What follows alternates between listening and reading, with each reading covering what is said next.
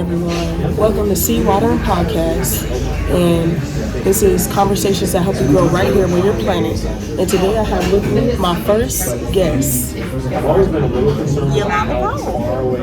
Nice to meet you, Yolanda. So today she's going to tell us a little bit about herself and what she does.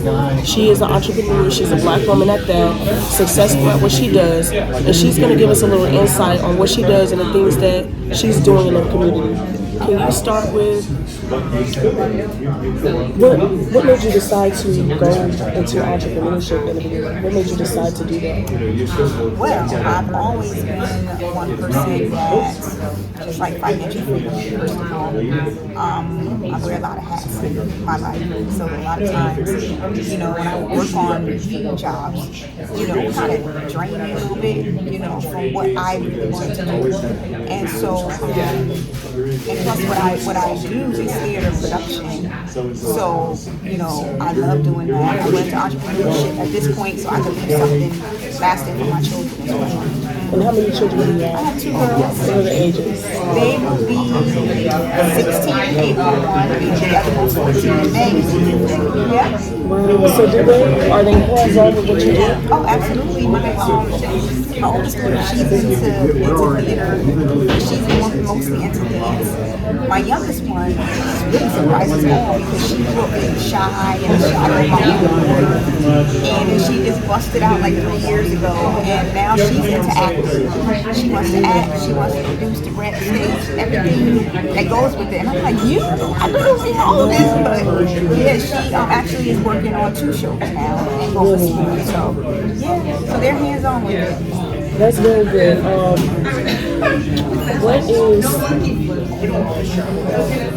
My question is, because I have a daughter as well, she's 2. I wanted to be hands-on with everything else.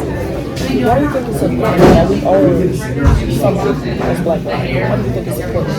Oh, it's extremely important because first of all, you can hand that down to the next generation. And even if you don't have children, you know what I mean? Someone that you kind of bring into the business that has the same vision, that has the same drive as you, the same hunger. If something happens, that person knows everything. And they have the passion and the heart for what you're building. So that can last for generations to generations and years and years. When you not any longer on this earth, someone else is carrying on your legacy. So that's why it's so important. I wholeheartedly agree with everything you're saying. Can you tell me, as a child, what did you like to do? Where did this liking or wanting to be here come from?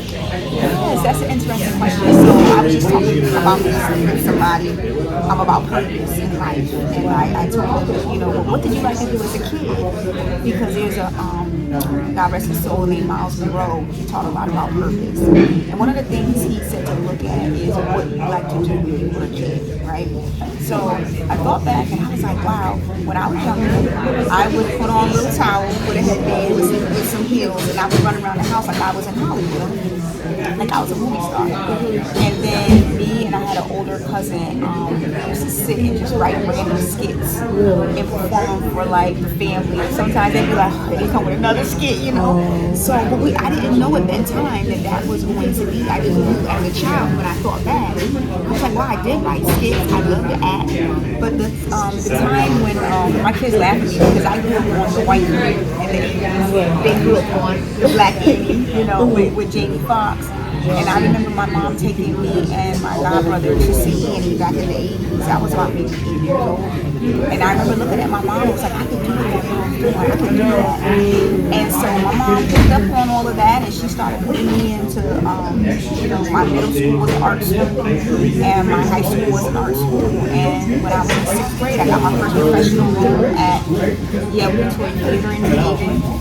And Samuel Jackson played my uncle before he blew up. So yeah, so ever since then, I always had a love for acting. Can you define purpose in your words, or what do you think purpose is? Purpose is doing what you love to do and you don't even have to get paid for it. Like when you really love something, think about the things that make you angry. Think about the things that, you bypass something, you see something on TV, whatever, and it triggers you. Most of the time, that's something that your purpose to do in life.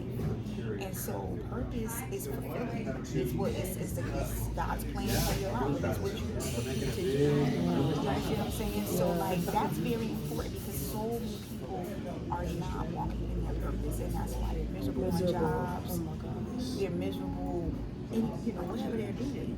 You have to align yourself with your purpose. And first of all, your creator, which I'm a strong believer that, I don't know how everybody else is, but he created me. So you have to go back to the creator to find out what your purpose is. You get what I'm saying? So it's extremely important to walk in on purpose.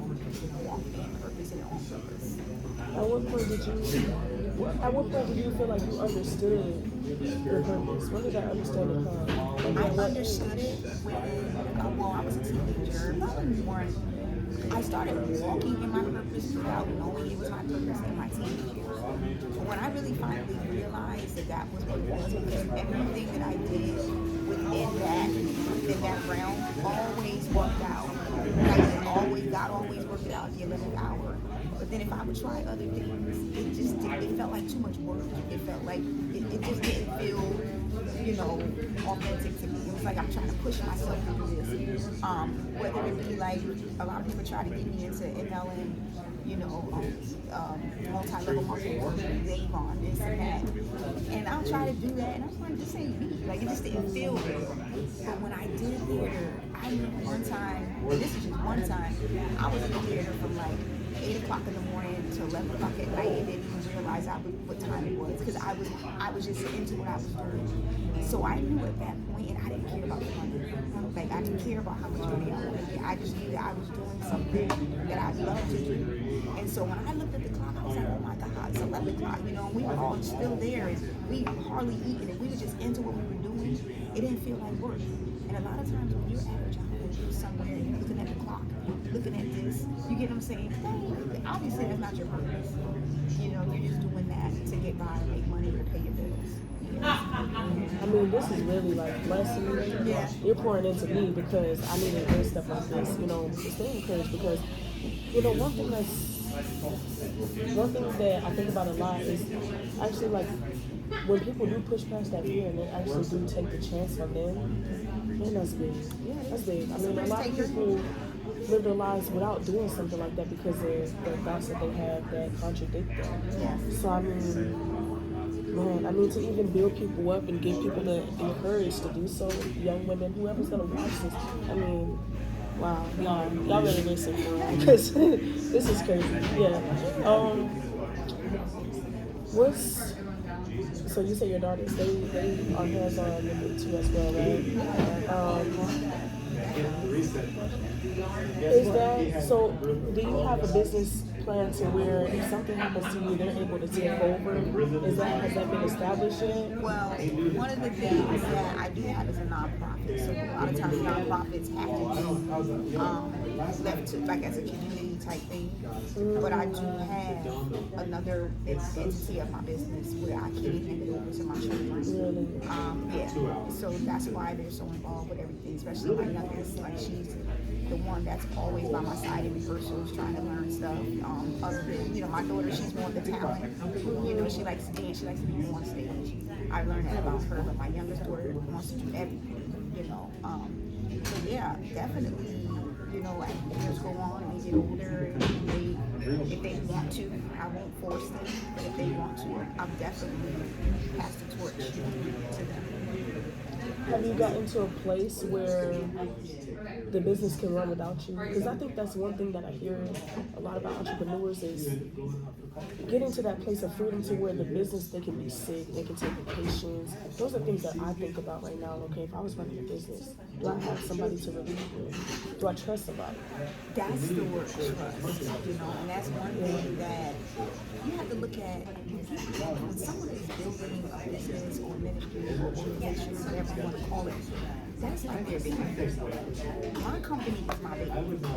So you have to be careful who you let come into your baby's life, who you let hold your baby. You know what I mean? And that's how I always feel.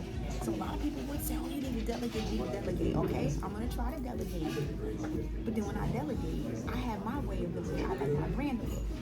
Right. So how do you trust that somebody else takes over what you want it to look like? How do you even get to that place? Because that's just like a mind-blowing thing to think about when I. Well, first of all, I want to bring on people that have the same, not even the same vision, but the drive and the hunger, and I see their intentions are pure. First of all, I don't mind training.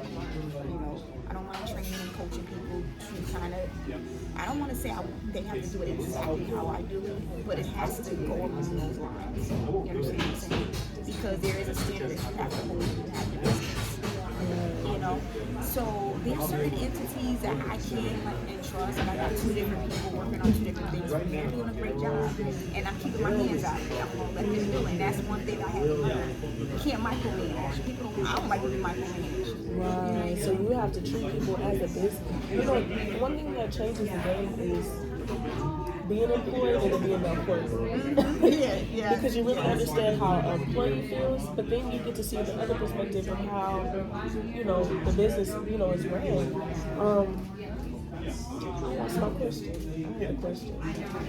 I'm gonna come back to it. But yeah, I mean, how was it switching from the role of going from an employee to an employer?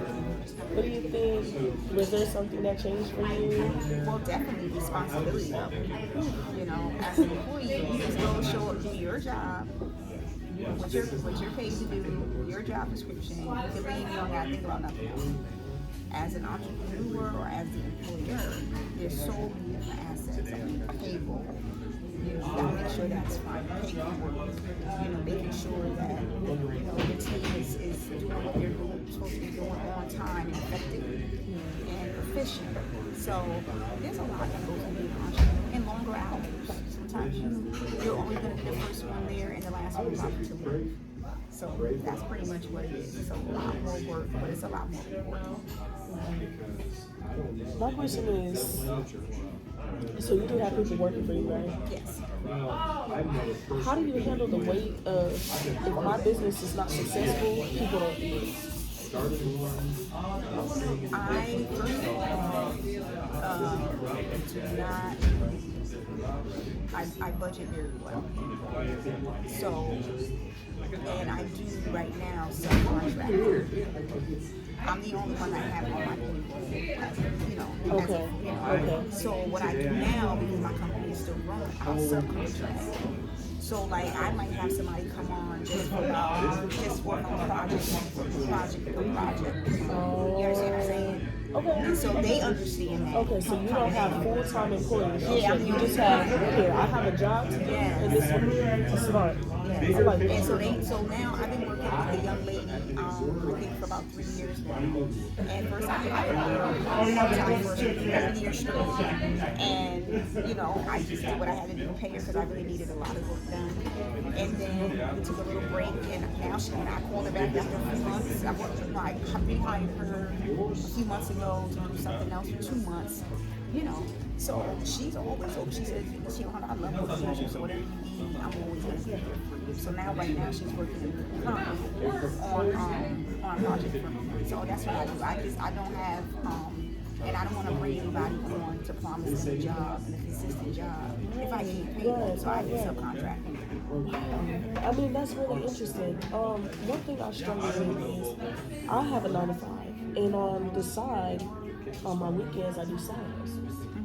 And my thing is, I'm practicing, starting off slow, just in case one of these businesses take off, right? But my thing that I've always seemed to struggle with is the ambition to get up as if I'm still have to clock into a job. How is that something you struggle with, or how do you do that? It's discipline. You gotta discipline yourself. So what I would say is, like, I have myself now on like a schedule. Like you said, I do other things outside of my company. But I have to make sure that I get up at a certain time. You have to condition yourself because it is hard. You can't get to a place where you don't have nobody looking over your shoulder. You don't have nobody to be accountable to. You know what I mean? So it's not like you got a boss to say you need to be here at 8 o'clock and you get there at 8 o'clock. You're your own boss. So you have to condition yourself and discipline yourself to get up at a certain hour and have a routine. Even if you're just starting off. I don't know, like everybody's entrepreneur services are different. So like even if if you have a retail place, you gotta be there. Of course you gotta be there. But if you're like a person that's just kind of working from home and doing your own, you gotta have discipline. It takes discipline to do that. I mean, yeah, everything that you're saying is really great. Like, it's really making me think. I'm gonna have to marinate on this throughout the day, just the things that you said, because I mean to hear somebody. You hear people online, social media, all of those things, but I mean to sit in front of somebody that's doing what you want to be doing, it really buzzes you, because you can't really take what other people say online and believe that it's true all the time. So, I mean, to be put in a place where I actually get to talk to somebody who's doing what I want to be doing, it's crazy. It's rewarding, but you have to work triple, double. You gotta get out there. You gotta, first people, you gotta make people aware of what you're doing. That's the first thing. And then people, when you're in that and you're in that, people will start attracting people that will see what you're doing. They will love what you're doing. They love your service or product. And they'll be like, okay, what do you need help with? That's the type of stuff that I run into a lot. The plays that I write, the type of plays, the messages behind it, even just being professional yourself, it makes a difference. You don't want to bring a lot of chaos into your organization. You don't want to bring a lot of, confusion and all that kind of stuff. I cut that. I don't even have that. So a lot of people just work with me on the strength of, I love the way your professionalism is everything for me, because they have worked with other directors or other producers, and they're like, they wasn't organized, they start late, they this, they that, and people don't want to deal with that. So these are things about branding, making sure that if I say my show is going to start at 7, we open the curtains at 7 o'clock and start. You understand what I'm saying? You gotta have that type of consistency. Like I said, making sure your people feel special. If you can't pay them all the time, then do something on the back end to make them feel appreciated. So that's how that goes. Can I ask you to speak to somebody that's watching? Maybe they're wanting to start a business, but they're discouraged. They don't know how to go about it, but they really do want to grow. But they're just like, I can't get up and actually get off my feet and do it. What would you say? I would say, and I was just telling a fellow, one of my cast members, he's opening up his own production company. We were talking, crossing a lot, and I said, start with what you have. Write your vision down. Get it from here to on paper. Hang it up somewhere. The kitchen, your bathroom, mirror, anywhere where you can always see it. And you start with what you have. So, for example, you work at a job and you want to become a hairdresser. You got a kitchen. Start in your kitchen. Go and meet your clients at their house. Like, you got a car, do what you got to do. Like, you have to start somewhere. So I would say, encourage yourself. Everybody's not going to believe what you're doing. Everybody's not going to see your vision. But if you see it, you start with it, and you'll start to attract the right people. And a lot of times it will not be people that you expect. It's not going to be your friends. It's not going to be your family. It's going to be total strangers. And someone told me that one time ago, and I was like, that's not true. My friends will support my family. But being in this for so many years, it's been strangers that have been my biggest supporters. So just start what you have, and start it now. Tomorrow we promise. And you never know where it's gonna go. Man, I cannot wait to rewatch this episode. Y'all, she really blessed me. So we're gonna have to bring her back later on sometime, but I just really want to give her the platform right now to allow her to give out her social medias. I'm going to tell y'all, or she's going to let y'all know how y'all can connect with her. So how can they find you? How can they support you? Absolutely. So my website is YolandaPowell.com, spelled YLONDAPOWELL. That's the first place you can look. I'm also on Instagram at I am Yolanda Powell. Facebook is Yolanda Powell. And I also have a newsletter that we put out. So if you go to the website, you can definitely, on the homepage, you can definitely subscribe to our website. If you would like to volunteer on our team of our theater team, working backstage, if you'd like to audition for any upcoming shows, you can definitely go to the website. We put that on our social media and our email blast. So if you're interested in that, definitely sign up for our mailing list. Oh, it's great. Okay, so y'all make sure y'all follow her, connect with her, support her, because we have to support each other. Who's gonna do it if we don't? Like, we really do. We have to uplift each other. We have to be here for each other. Absolutely. So I want y'all to support her. And I thank you so much. Again, my very first guest. Yes, thank you so much. This was just very heartwarming. I pray that it goes so much further than what you imagine. Thank you so much. Now we're gonna get ready to close this out. This is Conversations That Help You Grow Warrior Plant. And this will be the end. Thank you guys for watching.